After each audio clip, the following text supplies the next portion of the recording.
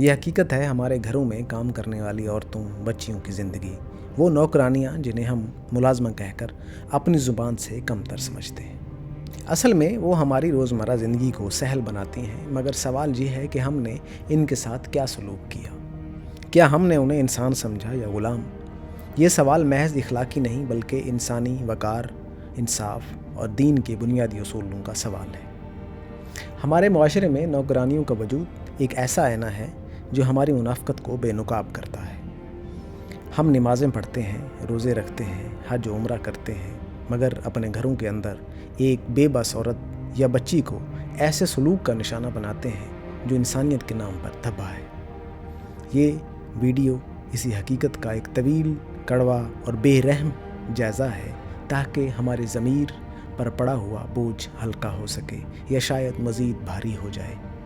پاکستانی معاشرے کی حقیقت یہ ہے کہ یہاں پر ہر شہر، قصبے، گاؤں میں ایسے لاکھوں گھر ہیں جہاں غربت کی چکی میں پسنے والی بچیاں اور عورتیں صبح سویرے جھاڑو، برتن اور کپڑے سنبھالتی ہیں۔